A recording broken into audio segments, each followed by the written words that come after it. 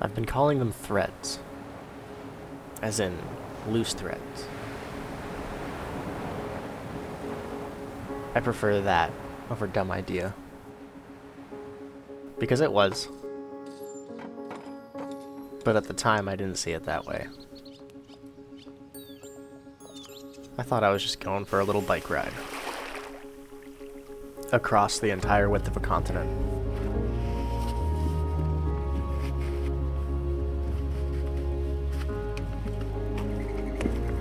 This is one of those, like, what the hell am I doing kind of things, but I'm gonna try to see it through.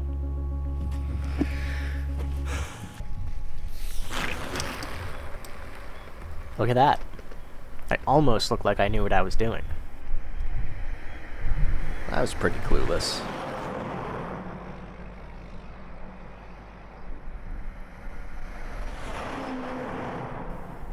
My bike wasn't designed for the amount of weight that I loaded onto it, and I had to call a friend to come pick me up after getting myself stranded.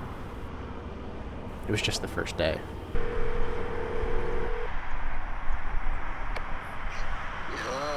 John, how are you? Good. How are you? So what are you doing right now? What? I had a stroke of bad luck. I'd been talking a big game about riding my bike to San Diego, but didn't even make it out of my county before having to go back to the drawing boards. Totally lying to you if I told you I was looking forward to doing this first day all over again.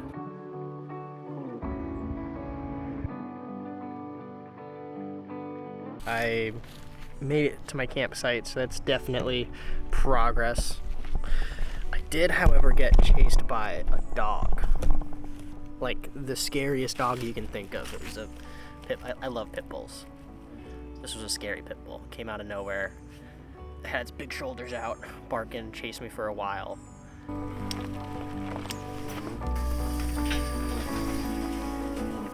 I'm the only person here right now. This is totally free, and someone was even nice enough to leave a bundle of wood for me, so I'm gonna get a little fire going. There she goes.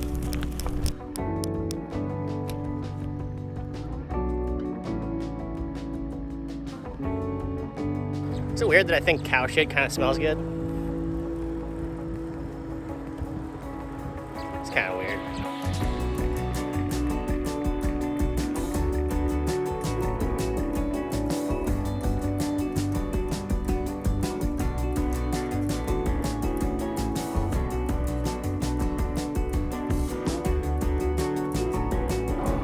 It's about 45 degrees. I've got a stiff breeze in my face and I'm just crawling.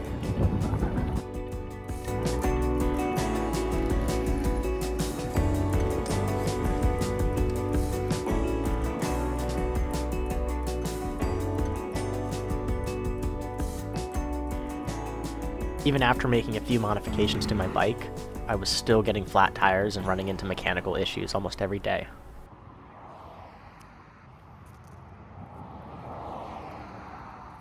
I was starting to make some progress, though. I just rode from almost the farthest point south and east that you could possibly be in Florida to pretty much the farthest north and west that you could possibly be in Florida. So I just went, not really, but kind of the longest route that you could possibly go on a bike. Mind-blowing.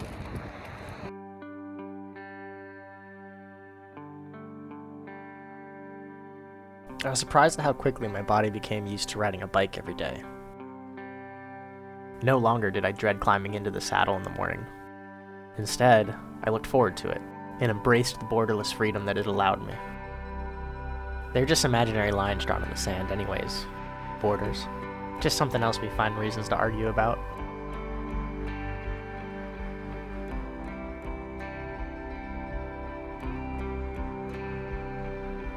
Sometimes I'd find beautiful places to sleep, surrounded by nature.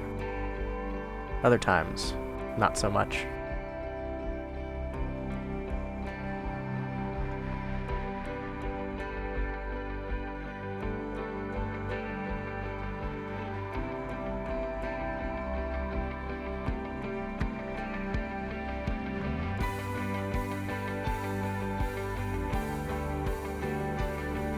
I used to sail ships like this around the world.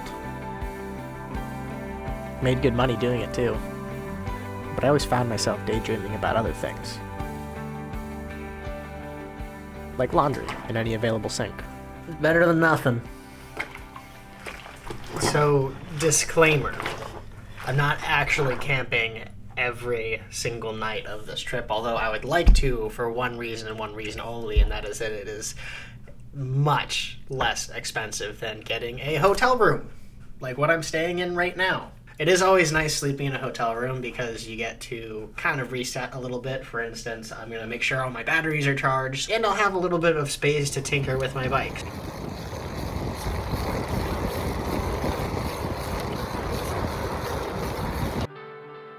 I couldn't believe how green the grass was. I mean that both literally and metaphorically. Because I was riding a high that I had never experienced. And I cherished that feeling. Because I knew it wouldn't last. I was riding into the desert after all. A place I'd never been.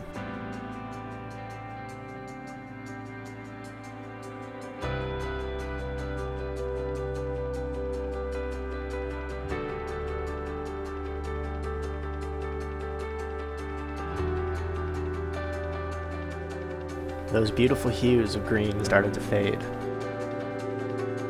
But the newly bleak world around me was serene in its own way. And that breathed more life into my aching bones. Is there any snot coming out of my nose?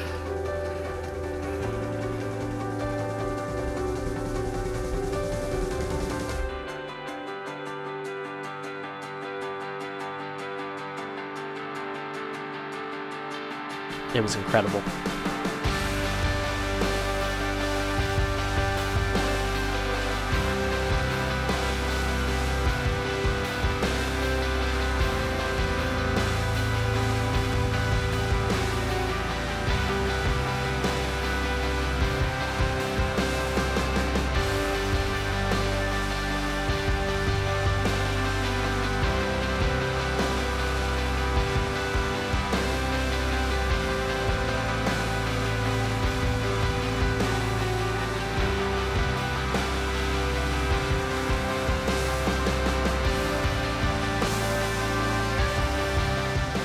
Until it wasn't.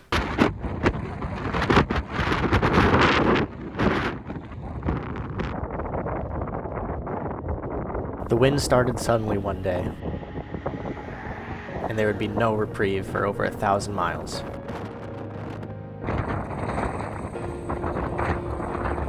My daily mileage was cut in half, along with my Pop-Tart. There goes my Pop-Tart!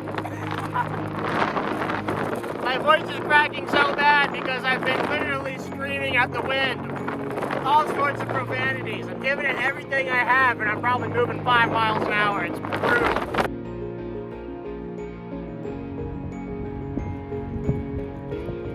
And my spirits began to fade. Hopefully not for good. I'm having a really tough time in the desert. And I'm only a quarter of the way into it. Just made it through Texas. Finally into New Mexico. And just the last few days have been hard. It's 4:30 in the morning, and getting up this early more out of necessity. Basically, the wind in the desert is much calmer in the morning, and then right around 11 o'clock noon, it just picks up and just makes your life miserable. So I'm hoping that I can get a wicked early start and get most of my riding for the day done before the wind picks up, just so I'm not getting crushed by the wind.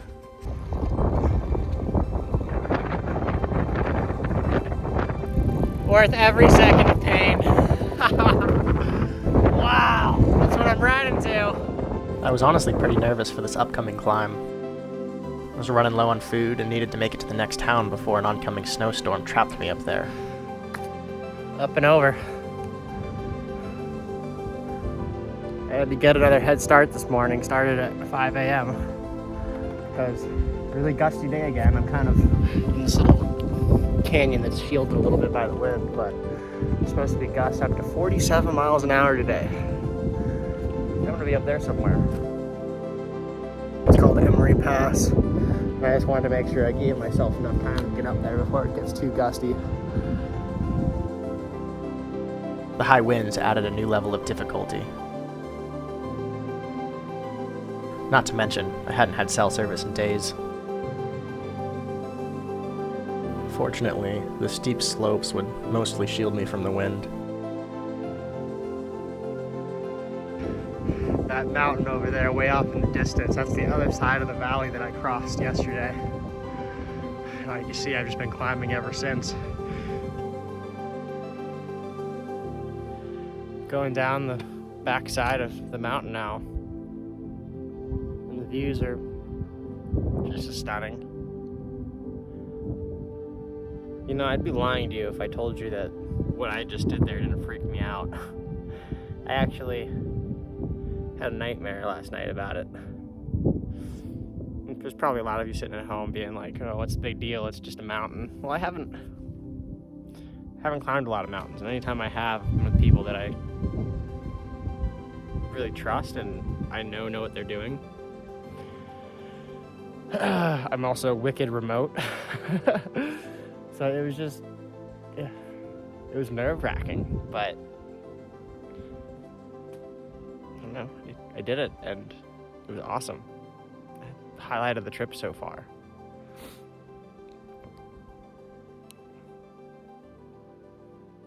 I guess sometimes you gotta do things that scare you a little bit.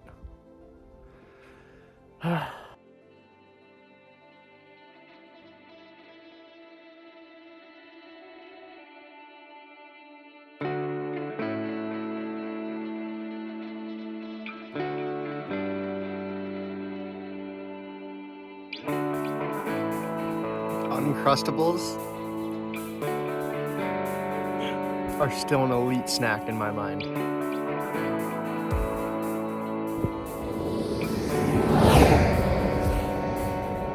Just like that, we're in the desert again. Behind me there, what I've been riding through for the past couple of days, I went up and over the Continental Divide.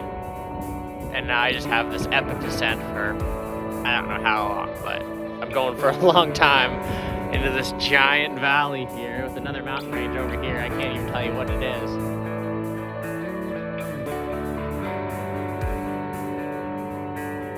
With the highest peak of my route behind me, I pressed forward into more desert. But that didn't bother me so much because I knew what to expect by then.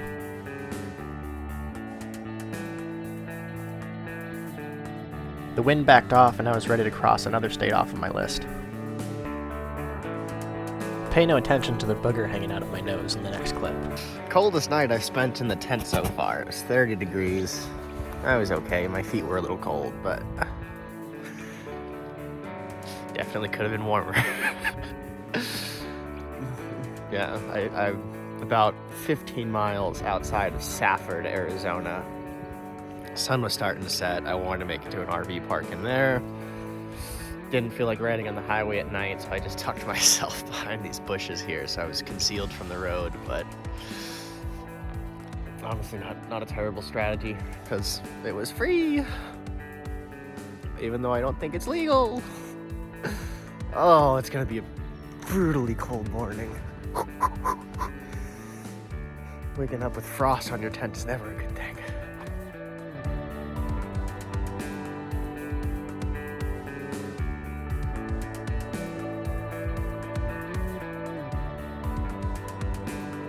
So cool! Again, the scenery changes just like that. I've got red rock now. And these giant cactuses, and these huge plateaus. Look at that.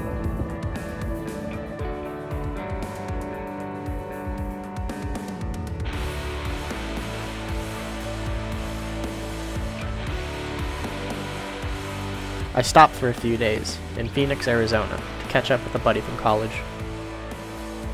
Needless to say, he was a bit confused when I showed up at his doorstep on a bike.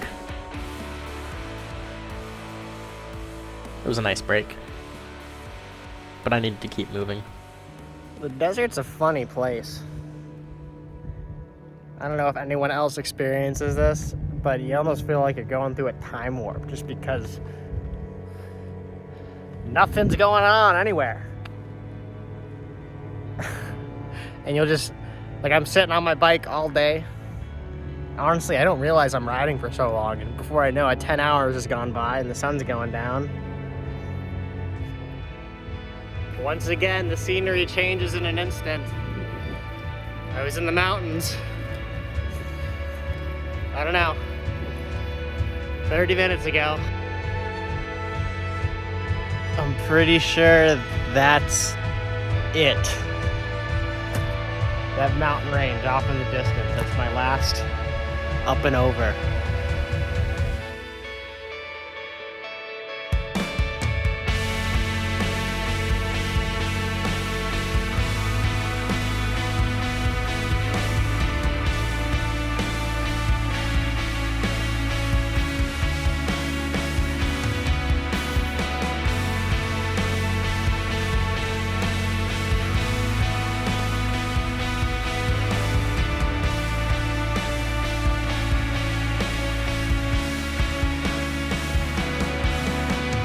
It's starting to rain on me, but I don't care. 50 miles left.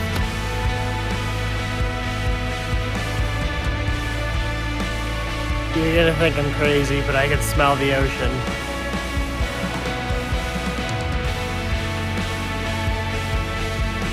Oh, the anticipation's killing me. And then the last, I'm the last like quarter of a mile. I can see the ocean. I've got the river here to my right.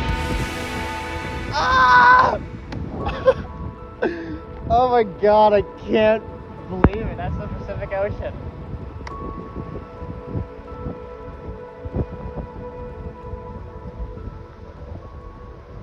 Oh my gosh, there's no words to describe this feeling.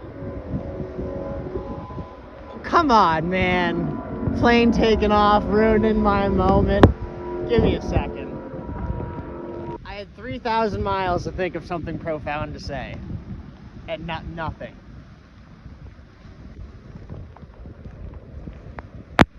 What? Oh, what a feeling, man. If you want to know what I'm talking about, I guess you just got to do it yourself.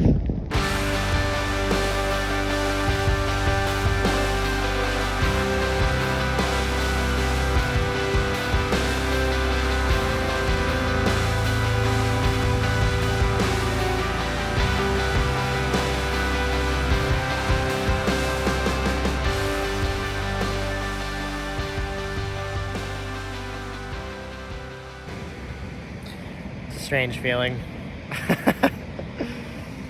It's like saying goodbye to an old friend. A lot of miles. But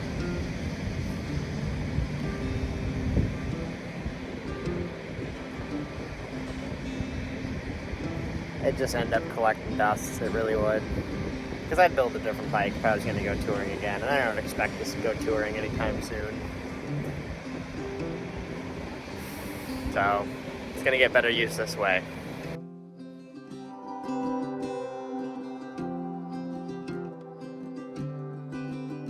People often ask me why I did it, but no one's ever really satisfied with my answer. It's because I wanted to. Besides, I've always been pretty bad about cutting off those loose threads.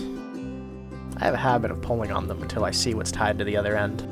My next adventure involves hiking more than 2,600 miles to Canada, only this time I'm doing it to raise money for wilderness conservation. And yes, I'll be making a film about that adventure too.